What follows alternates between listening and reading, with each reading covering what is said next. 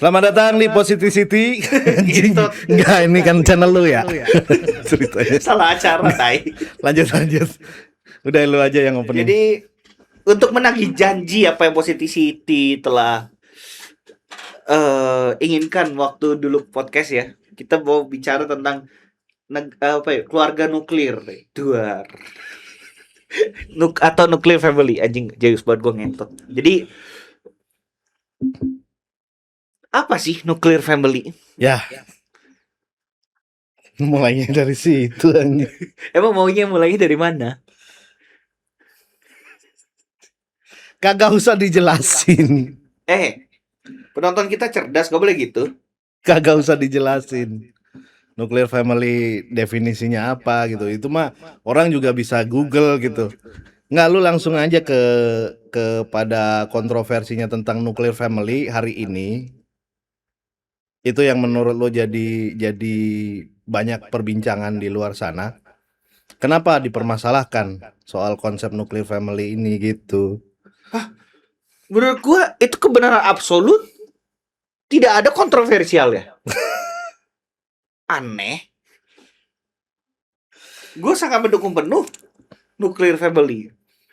Oke. Pria kerja ya kan, bini stay di rumah bersama anak-anak, happy, bahagia. Iya, benar. Kalau nuclear family salah, tuker aja posisinya. Kita laki-laki stay di rumah ya kan, nge-gym, main game, bini pulang, daddy is home, anjing.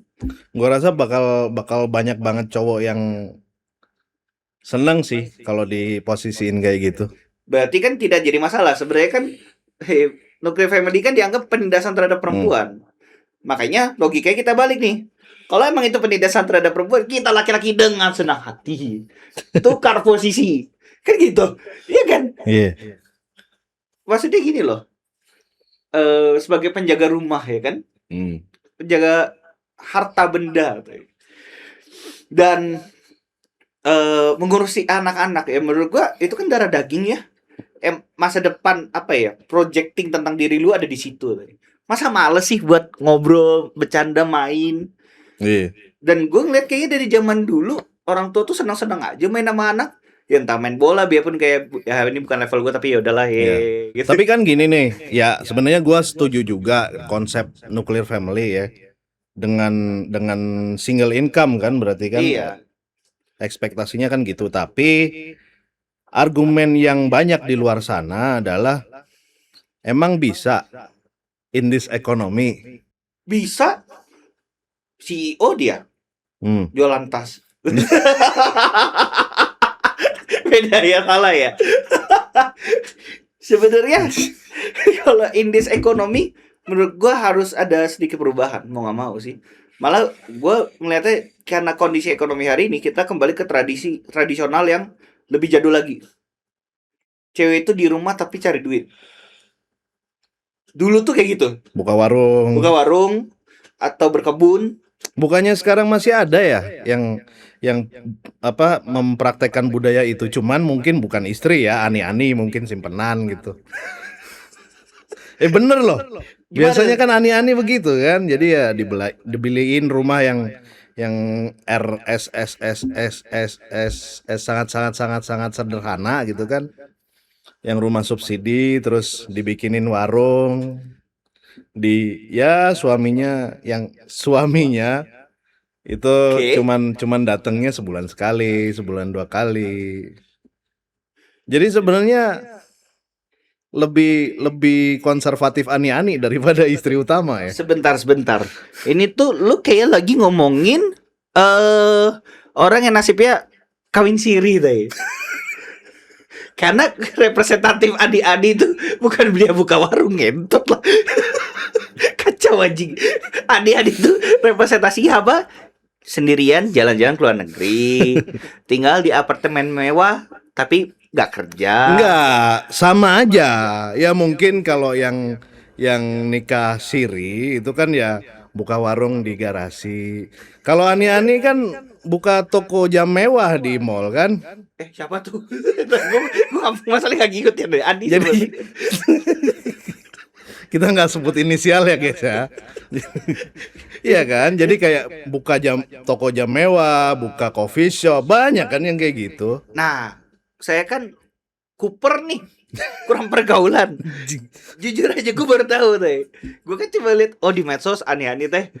Lu nggak usah melempar mulu lu. Bukan gue pengen melempar bulu, tapi gue emang bener gak tahu demi Tuhan, ngentot lah. Gue bener gak tahu anjing.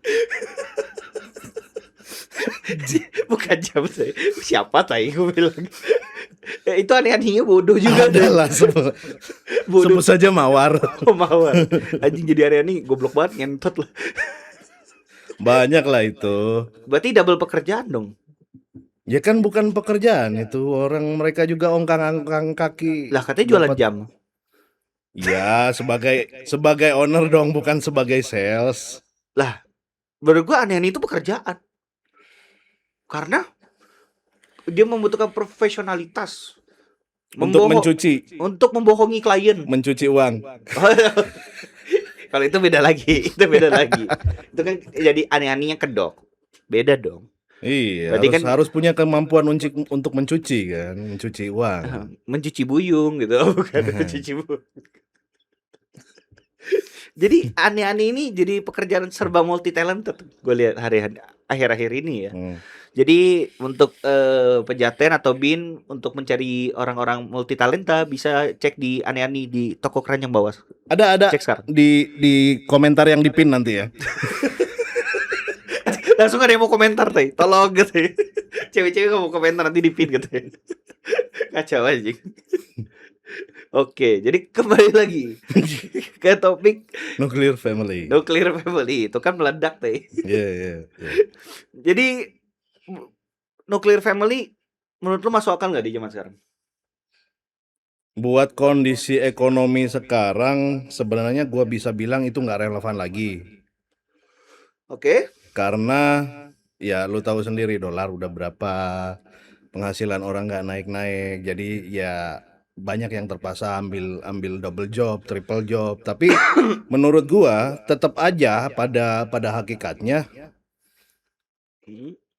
yang punya peran utama yang wajib buat cari duit ya suami, bukan istri. Jadi secara ideal memang nuclear family memang nilai yang harus dipertahankan gitu menurut gua mah. Menurut gua bukan mencari uang sebenarnya yang harus dipertahankan itu. Anjing, so ganteng banget ya. Nah, tapi menurut gua pada akhirnya esensi value laki-laki itu adalah melindungi dan mengamankan sebenarnya daripada masalah uang. Karena sebenarnya menurut gua relevansi patriarki, laki-laki yang fokus mencari uang karena kondisi fisik itu jadi faktor penentu di zaman sekarang. Dan menurut gua menjadi nggak fair ketika tiba-tiba pekerjaan itu lebih baik yang menggunakan ketelitian ini. Yang dimana laki-laki dibanting harganya. Kebayang nggak lu? Ketika lu bilang nih misalkan. Jadi gini, menurut lo cewek lebih teliti daripada cowok dalam bekerja? Bukankah akuntan kebanyakan cewek gitu? Kayaknya alasan yang mereka pakai kayak gitu loh di perusahaan. Kalau gue sih nggak ini ya, belum merasakan. Tapi menurut lu gimana tuh? Apakah statement perusahaan-perusahaan itu salah sebenarnya? Atau mereka cuma nyari asisten cewek aja sebenarnya? Ya kalau menurut keyakinan gua, anjing. Kata paling aman tuh ya. Menurut keyakinan saya, perusahaan-perusahaan yang merekrut wanita sebagai tenaga kerja utama, itu cuman butuh dekorasi kantor sebenarnya. Oh, dekorasi. Oh, bukan butuh riang-riung gosip dan hingar-bingar di dalam kantor. Atau mereka butuh tenaga kerja lebih murah? Kalau dibilang murah sebenarnya enggak. Karena yang namanya standar UMR itu kan enggak menentukan cowok standarnya segini, cewek standarnya segitu, kan enggak ada tuh ya. Jadi sebenarnya kalau dibilang lebih murah salah juga. Oke. Cuman gini, budaya yang terbentuk di perusahaan itu biasanya menunjukkan bahwa cewek lebih gampang diatur kalau porsi kerjanya itu nggak berubah-berubah. Wah, cocok itu. Contohnya misalkan kayak buruh pabrik Mm-mm. yang dikerjain tiap hari itu aja, yang dan patternnya nggak pernah berubah. Dengan tugas yang seperti itu, cewek lebih cocok. Karena cowok pasti cenderung rebel. Berarti emang pada hakikatnya, nah ini yang gue perhatiin nih. Kalau lu sampai ngomong kayak gitu, memang betul kalau ternyata cewek itu emang lebih suka sesuatu yang stabil. Iya. Kecuali hubungannya dia. Dan kalau laki-laki lebih suka take risk di dalam suatu pekerjaan, betul nggak? Jadi gue lihat sebenarnya laki-laki daripada rebel, laki-laki itu butuh tantangan. Iya kan, kalaupun tidak ada tantangan yang datang, mereka kan pasti terus nantang diri sendiri untuk melakukan suatu pekerjaan dengan ya mungkin lebih hemat waktu, lebih efisien, lebih ekonomis dan Nge-pressure seterusnya. diri sendirinya ya. Iya. Berarti wajar dong kalau perusahaan lebih seneng hire cewek. Gak aneh-aneh kalau kata mereka teh. Di level tertentu. Tuh. Nah, karena kan ini sesuatu yang sifatnya netral ya, tapi kan bisa dimainkan kan gitu. Iya. Nah, jadi misalnya untuk jadi sales promotion. Oke. Yang diprioritaskan cewek daripada cowok kan? Kenapa? Karena konsumennya laki-laki atau gimana? Untuk produk-produk berat aja. Ringan perasaan tuh gue bisa goyang-goyang. Iya kan, untuk produk-produk tertentu yang pasar utamanya cowok ya memang harus dipasarkan sama cewek. Karena apa ya? Sebagai dekorasi visual kan. Betul. Itu. Sedangkan kalau produknya ditujukan untuk market cewek, peluang cowok untuk masuk ke bidang pekerjaan itu masih 50-50. Tapi duitnya gede loh. Kerjanya Yeah. cuma joget-joget nanti gini.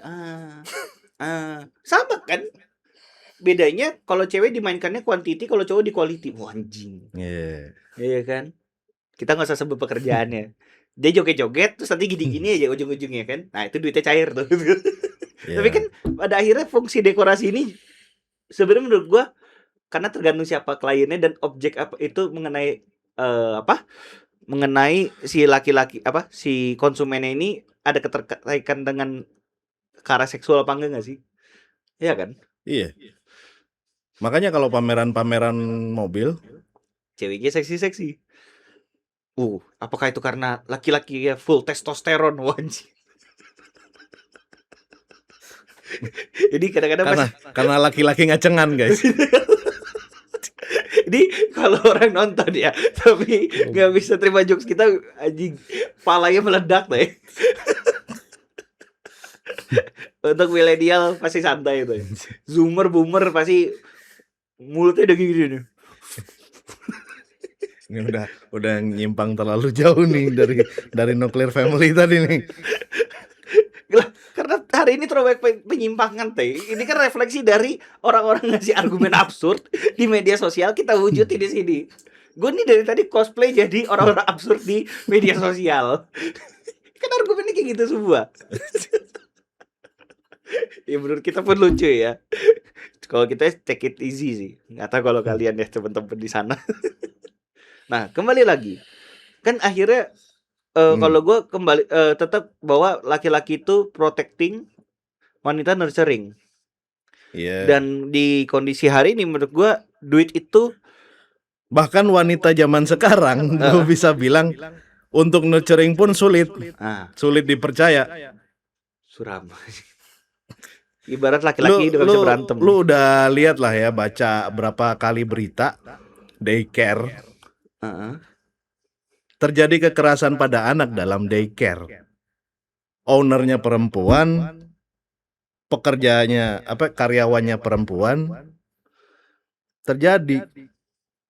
Nah, belum ada nih kasus yang sebaliknya. Misalkan daycare yang di ownernya laki-laki, terus perawatnya laki-laki, belum ada nih. Belum ada. Soalnya orang Belum ada angkanya nih. kayaknya orang juga nggak mau mempekerjakan laki-laki ya. Jadi belum ada statistiknya tadi.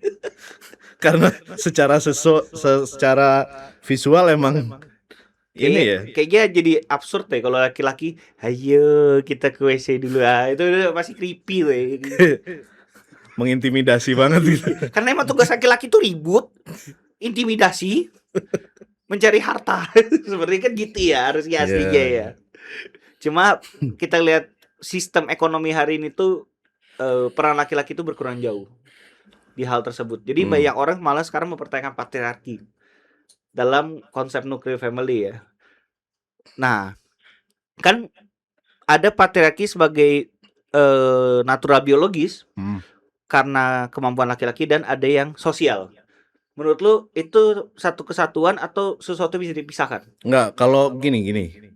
Kalaupun patriarki dianggap sebagai sebuah konstruksi sosial, artinya itu kan sesuatu yang subjektif, yang bisa nilainya itu berbeda-beda di setiap negara misalkan ya, atau di setiap wilayah tertentu nilainya bakal berbeda-beda.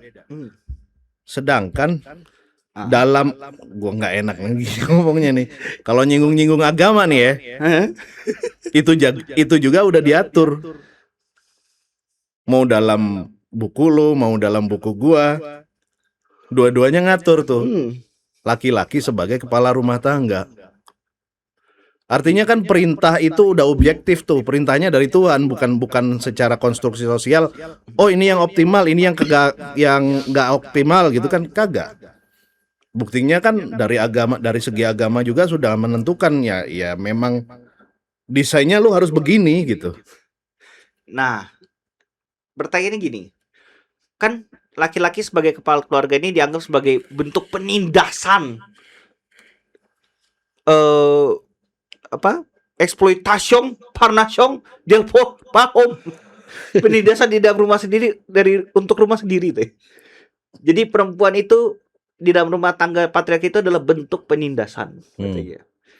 Itu apa yang menyebabkan patriarki itu dipandang sebagai bentuk penindasan?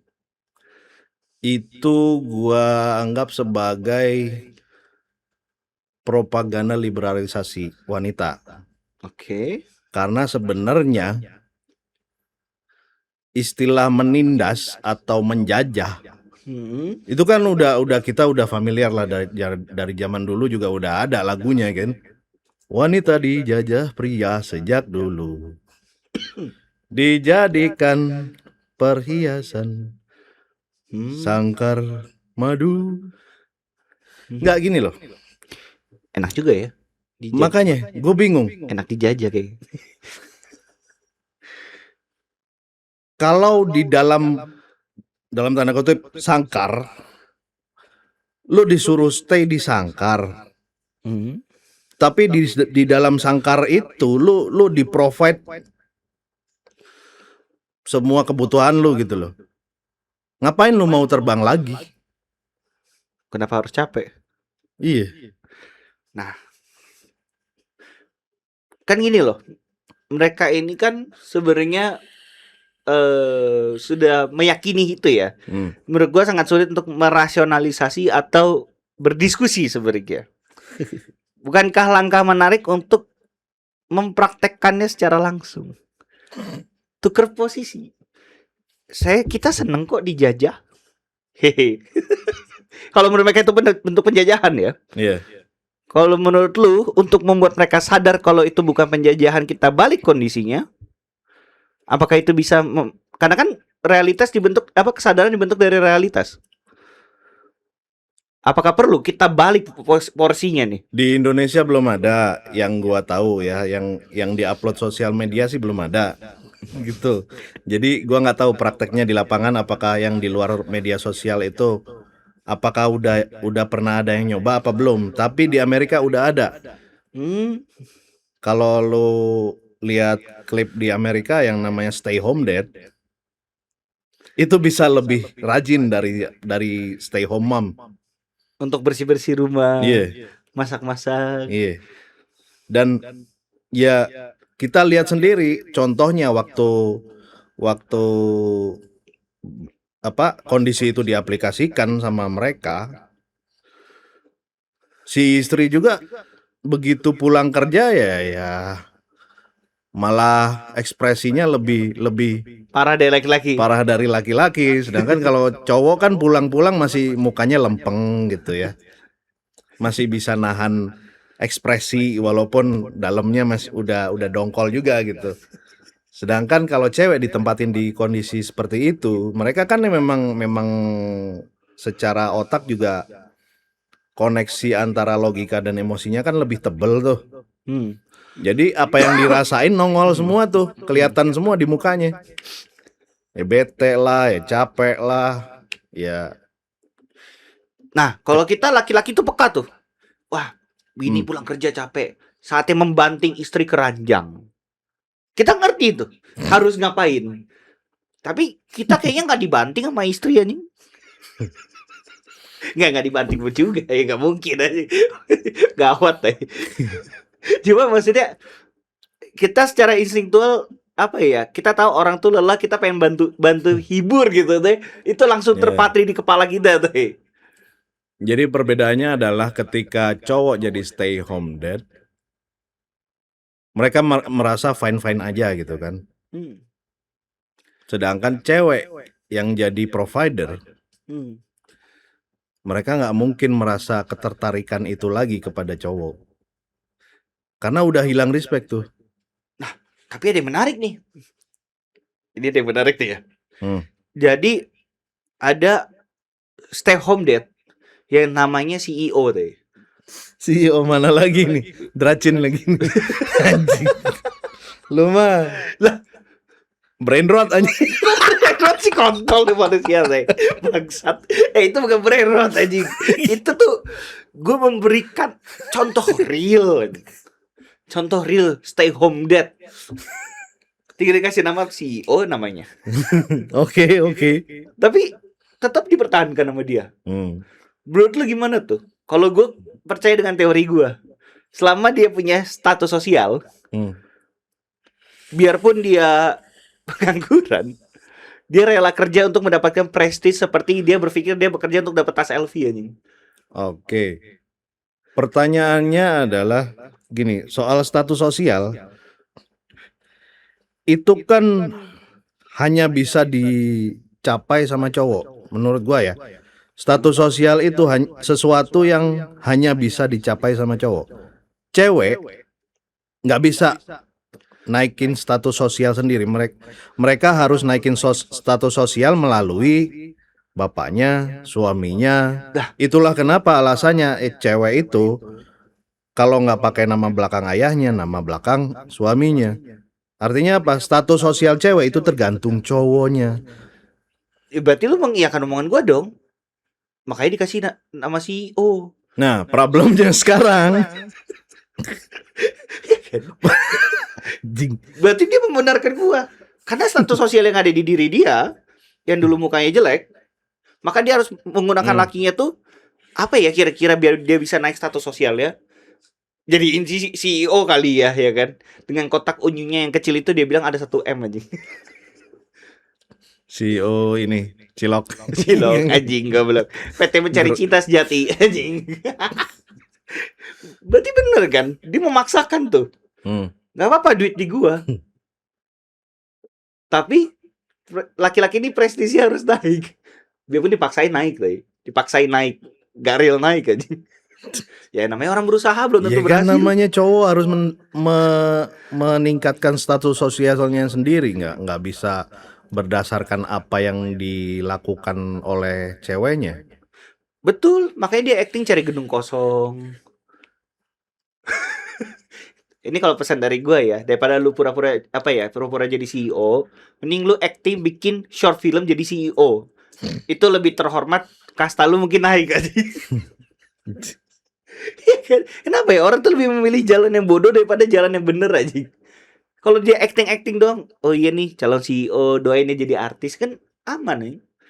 Tapi kalau dia menamai dirinya CEO gitu, what the fuck? Orang nggak bego tai, zaman sekarang ada Google anjing, bisa diketik tai. Iya. Kan ada yang bilang fake it until you make it. kalau nggak make it jadi gila dong, sakit jiwa aja. Ah dia mah stres, sakit katanya. Tapi kembali lagi ya sebenarnya, gue jujur jadi gini, sebelum gue ke topik yang tadi gue mau bahas, perlukah semua laki-laki menjadi mokondo untuk membuktikan bahwa apa yang wanita percaya itu salah? Tapi ketakutan gue, kalau laki-laki udah jadi mokondo, mereka keenakan. Sebenarnya kan tujuan omongan ini cuma buktiin bahwa stay di rumah itu bukan suatu penindasan kok. Kalian bisa arisan di rumah tuh. Enggak, maksudnya sekarang kan udah banyak juga alat-alat yang membantu tugas rumah tangga. Buat nyapu lantai udah ada robot. Yang penting jangan diinjak aja tuh robot. Terus nyuci baju udah ada mesin. Buat masak udah ada microwave lah, oven. Apa ini air fryer. Sekarang udah literally tinggal taruh. Multi purpose itu kan. Malah cuci piring ada dishwasher tuh. Ada dishwasher. Tinggal taruh. Jadi tugas dia tuh jadi kayak mandor sebenarnya. Iya. Jadi sebenarnya apa nih yang jadi penjajahannya tuh di segi mana gitu. Kalau ada wanita nih dapat laki-laki tidak bertanggung jawab, itu yang salah sistemnya atau gimana tuh? Yang salah wanitanya, kan dia yang buka kaki. Ngapain udah jelas-jelas pecundang, lu ngangkang juga depan dia gitu.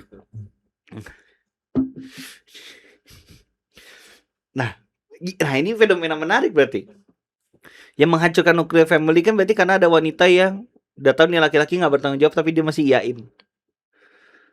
Nah itu tuh problemnya gimana tuh? Problemnya? Iya, kenapa ada wanita yang berani mempertaruhkan hidupnya terhadap laki-laki yang tidak bertanggung jawab? Nggak tahu, mungkin ada sebagian yang goblok kali ya. Soalnya gue membaca fenomena itu kalau gue secara pribadi karena status sosial yang dimiliki si laki-laki tersebut, tapi dia nggak kerja. Karena kan hypergamy ini kan sifatnya tidak selalu yang general besar kan. Hypergamy itu kan tentang kompetensi. Jadi kalau kita bicara tentang kompetensi berarti kan kita bicaranya tentang peluang untuk mengamankan masa depan. Nah, tapi masalahnya cewek itu nggak pakai mata, bro, pakai kuping. Jadi kalau misalkan nih ada cowok nih, sorry ya, misalkan dia anak punk gitu, di tongkrongan doang, tapi teman-temannya mau dengerin dia, hypergamy dia di situ tinggi deh. Iya. Dan cewek punk bisa mau sama dia. Dan itu masalahnya belum ada kausalitas antara dia bakal bekerja apa enggak. Nah itu uniknya cewek tuh. Ini gue nggak tahu gue harus bilang cewek harus ganti metode, tapi itu bawaan pabrik. Gimana nih? Atau misalkan, nah ini gue ngerasa kenapa cewek bisa salah pilih? Gue ngeliatnya di situ. Kalau menurut gue, fenomena kebanyakan salah pilih itu karena mereka nggak punya pondasi yang kuat. Kalau kita bicara tentang pondasi, cewek itu kan berbicara dan berpikir secara subjektif. Apa yang ada di bubble mereka aja itu yang mereka pegang sebagai kebenaran gitu kan. Nah, problemnya zaman sekarang mayoritas mereka ini kan lebih banyak scroll di media sosial daripada baca e-book yang berguna, yang religi gitu. Kan banyak sekarang e-book religi kan. Betul. Nyarinya nanti jadi aki. Nah, bukan yang kayak gitu doang lah. Sekarang ada e-Bible juga udah banyak, ya kan. Maksud gua gini, selama pondasi itu sendiri mereka nggak pernah pelajarin, ya mereka kayak hidupnya ya terserah suka-suka mereka, mau belok kiri belok kanan tergantung mood mereka sendiri gitu loh. Nggak ada pegangan, nggak kayak lu mau ke suatu tempat tapi nggak punya maps gitu. Atau bisa nggak gue bilang begini, Ini kalau dari perspektif gue nih ya, wanita memilih laki-laki yang salah, itu salah sosial, itu salah negara, budaya suatu negara. Karena ini pendapat gue bahwa cewek itu nggak punya taste dia pribadi.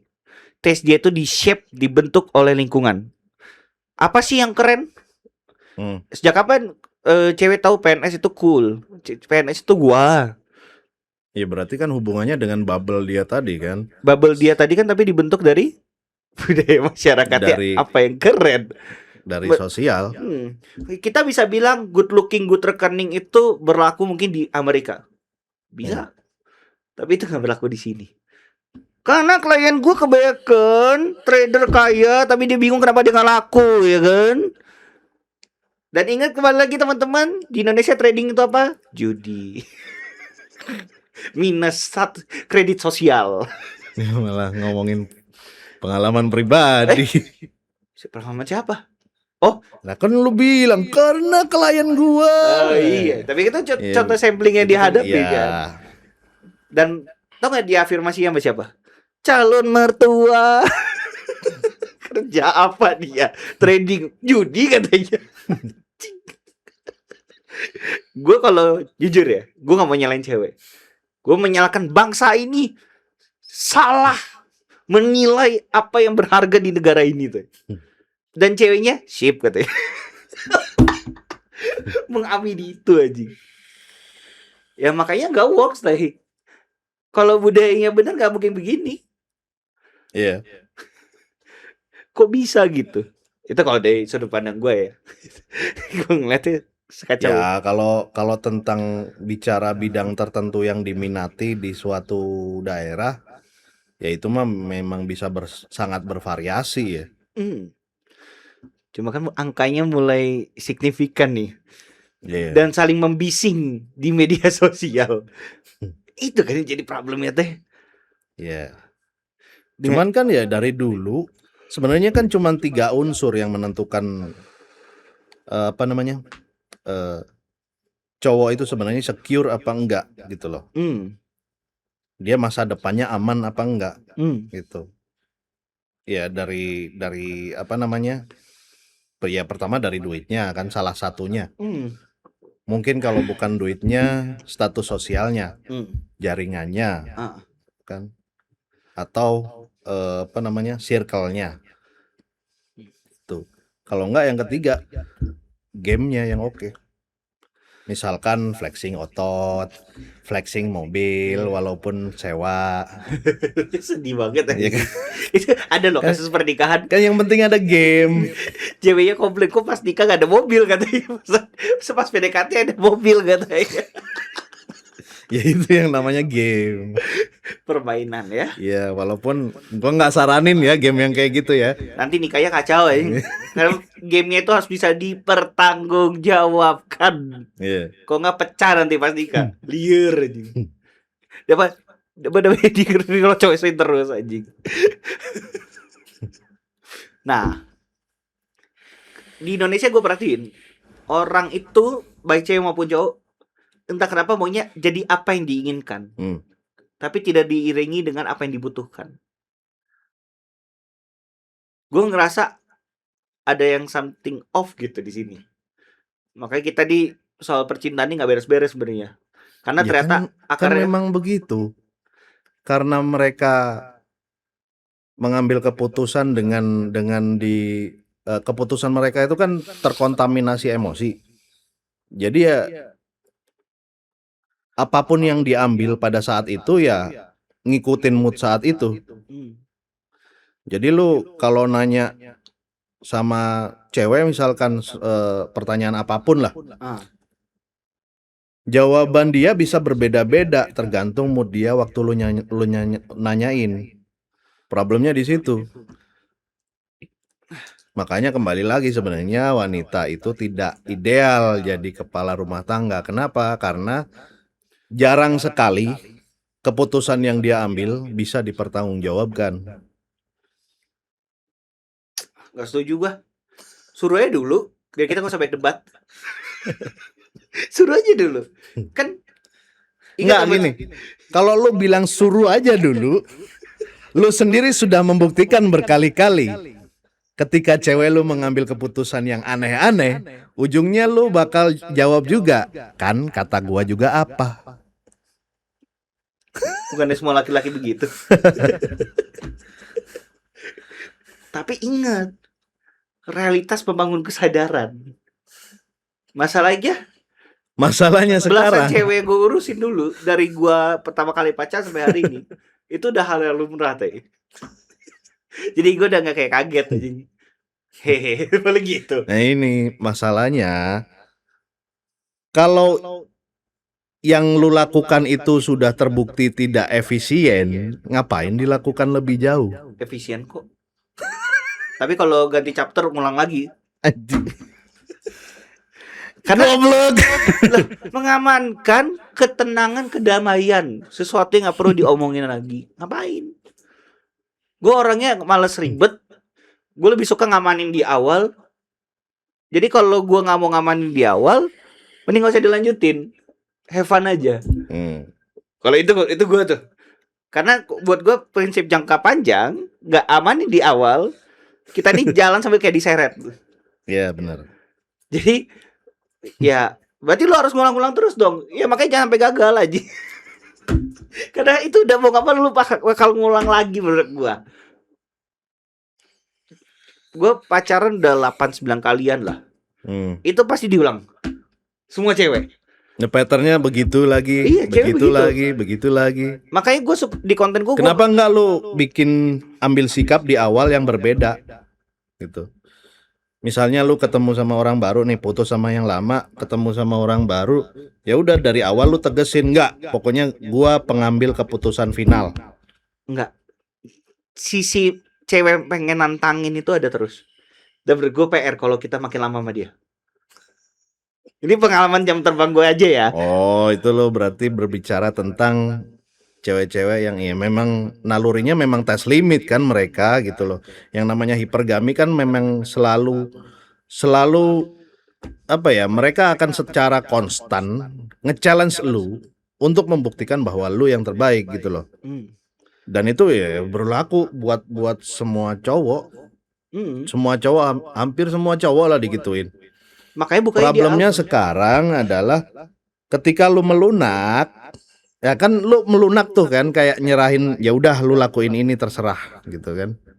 Ketika lu melunak seperti itu, jadi muncul potensi bahwa hubungan itu bakal berakhir. Oh, beda nih berarti. Beda nih. Karena buat gue ya, cewek itu dia kayak mau ngerekam memori di kepala dia, cowok ini bersikap gimana.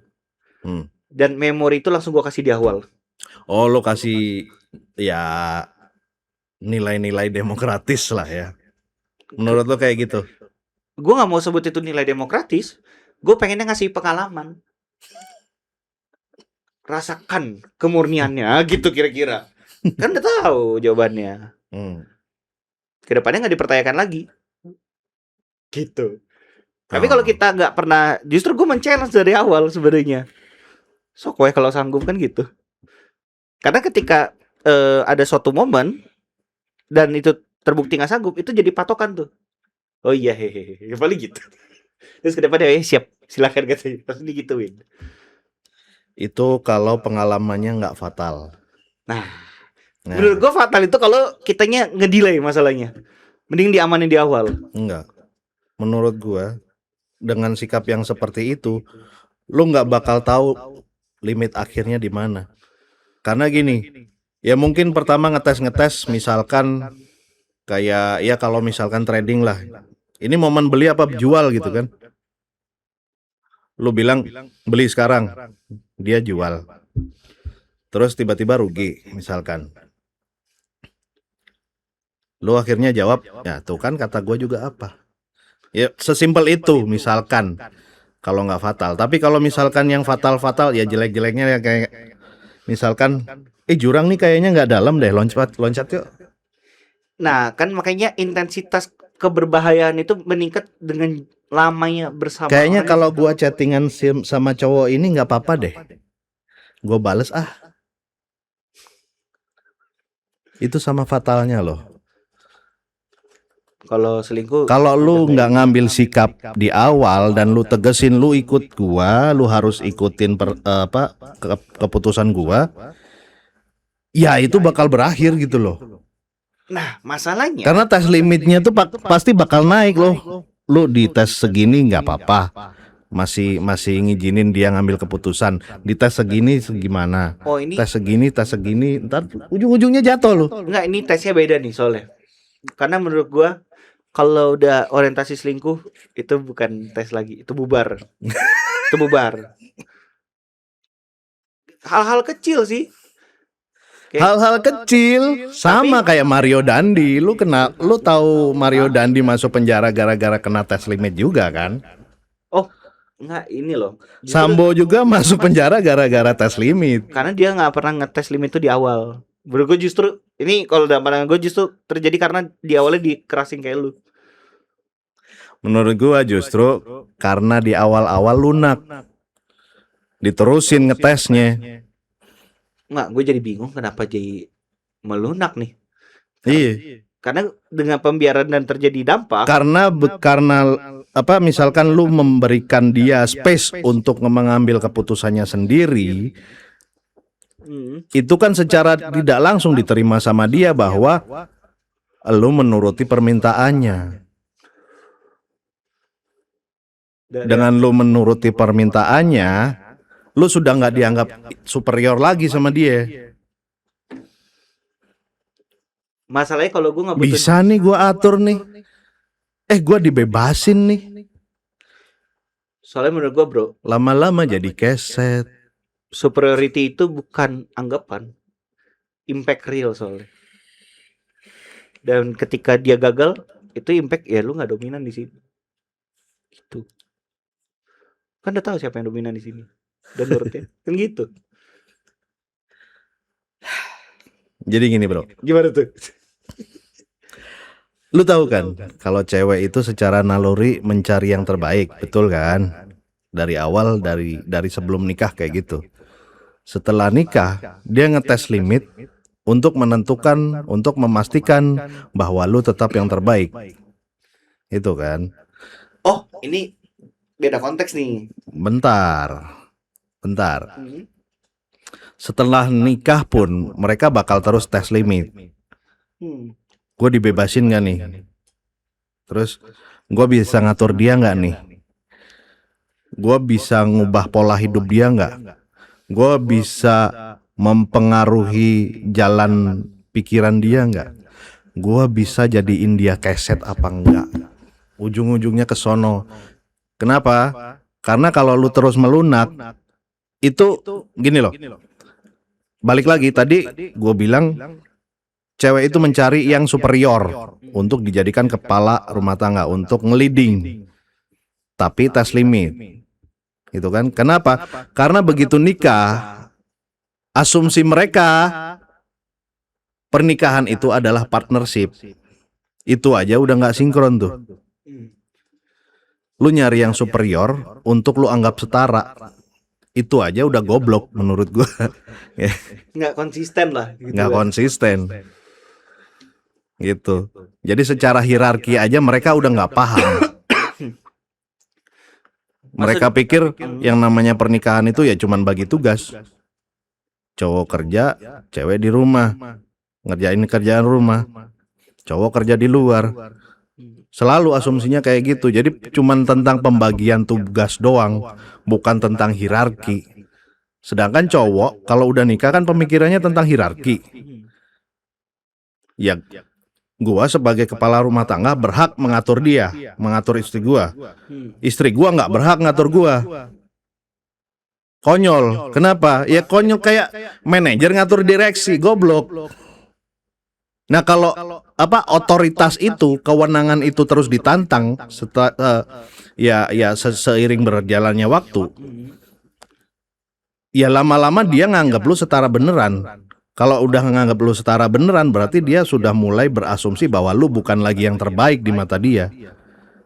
Itulah kenapa gua bilang kalau lu terus-terusan melunak dan nggak bersikap tegas di awal, dia nggak bakalan habis-habisnya ngetes limit lo. Yang ujungnya bakal, ya ujung-ujungnya bisa juga gitu loh.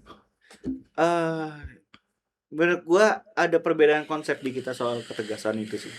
Karena menurut gua ucapan tuh nggak pernah mempertegas sesuatu. Buat gua dampak itu mempertegas positioning antara lu dengan dia. Dan gua tidak melihat di situ ada lunak. Karena gua ngasih impact langsung ke memori di otaknya dia. Itu satu. Dua, sebenarnya itu masalah yang gue bahas itu bukan masalah dia chat cowok lain, bukan. Kalau dia chat cowok lain ya bubar ya langsung, ngapain apa dampak apa, kan kita bicara dampak. Ya mungkin cowok lain itu nasabahnya. Nggak gitu konsepnya. Misalkan gini. Nih contoh nih ya, soal kepemimpinan pria nih. Cewek kokeh, gue maunya maku ini begini. Kita udah kasih tahu yang benar kayak gimana. Ya udah kasih dia maku. Entah tangannya kegetok lah, entah makunya nggak bener jatuh lagi lah. Kan dampak ketidakberesan itu real. Nunjukin siapa yang punya kemampuan, siapa yang bisa menentukan ini harus bagaimana. Nggak perlu kita marah-marah, gue kepala ini lu harus dengan gue pokoknya harus begini. Nggak usah menurut gue. Barang lu gagal aja, berarti lu udah nggak kompeten anjing. Dan itu terpatri di memori dia biasanya. Oh iya hehehe. Makanya ujung-ujung jawabannya oh iya hehehe. Nah, itu aja udah, kita nih udah assorting dominance anjing sebagai laki-laki teh. Gak usah kita omelin di awal, gak usah. Iya. Yang lu sebutin dari tadi kan itu contoh-contoh yang nggak fatal gitu loh. Ya kalau fatal, ya kalau apa namanya ya, kalau sesuatu yang kayak berkaitan dengan perselingkuhan menurut gua nggak perlu dibahas lagi ya, langsung putus aja. Ngapain? Nanti pada saatnya lu nggak bakal tahu tiba-tiba ada yang fatal atau tidak fatal, yang ya ibaratnya keputusan yang dia ambil itu ada pada blind spot lo gitu. Nggak, masalahnya mempertegas dengan omongan itu nggak merubah apapun. itu lu kayak kasih tahu, lu jangan gini ya, cewek itu nggak bego-bego amat teh. No shit teh, dia tahu ini nggak bisa, ini nggak boleh, ini nggak perlu teh. Selingkuh itu nggak bener, dia tahu ini. Lu nggak usah mempertegas, lu jangan selingkuh ya, lu jangan begini ya, nggak usah. Cewek itu pura-pura bego, tahu dia harus ngapain. Iya. Jadi menurut gua permasalahan yang lu bilang itu ditegasin di awal dari kalimat aja, itu nggak ngubah apapun. Bukan ya gimana ya? Sebenarnya kalau aturan umum mereka sendiri kan udah paham gitu loh. Betul. Cuman kadang kan memang ada cowok-cowok di luar sana yang nargetin bini orang sengaja. Untuk nunjukin assorting dominance itu kan sebenarnya. Enggak. Mereka psikologisnya gitu loh, biasanya ngincar bini orang tuh karena Ngetes game aja. iya. Karena kalau ngincar yang jomblo kan saingannya banyak. Oh goblok. Ini kalau yang gue denger ya, cowok-cowok yang suka nargetin bini orang, dia tuh mau menunjukkan dirinya tuh pasti laku. Karena seseorang bisa break komitmen demi dirinya tuh seberharga itu. Mungkin CEO kayak gitu.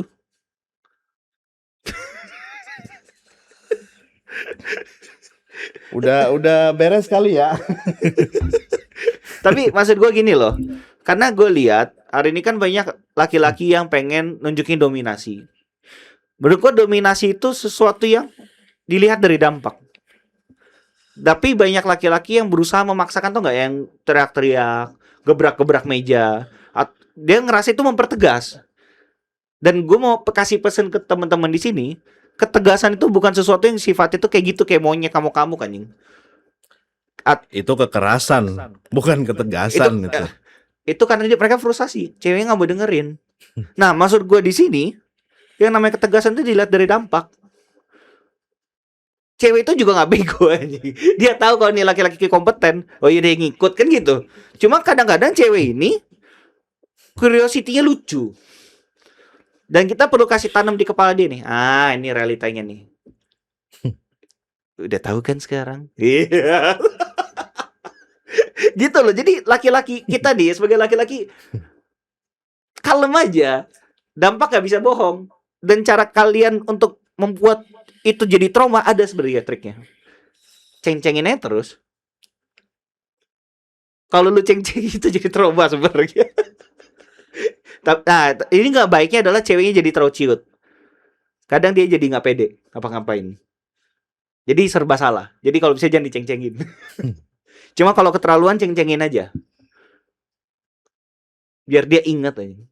Karena tugas laki-laki itu bukan gebrak-gebrak meja, banting-banting apa, nggak usah. Tugas kita memberitahu realitanya siapa yang dominan. Tapi dia tetap nggak ini, berarti lu nggak dominan udah. Selesai. Karena menurut gua marah-marah, nada tinggi, buang waktu, capek. Kita udah gede anjing, harus kerja.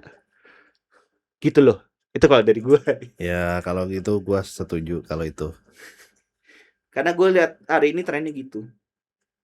Apalagi ada filmnya Baim Wong tuh, yang dia marah-marah ngabuk-ngabuk, wah keplak-keplak gitu. Nah, kan gambaran laki-laki kayak gitu. Oh, tegas kayak gitu kan. The fuck tuh. Gitu. Ada kalimat penutup? Brother Positivity. Nggak ada. Anjing itu kalimat penutup ya tadi. Ya kalau pesan dari gue itu aja ya teman-teman.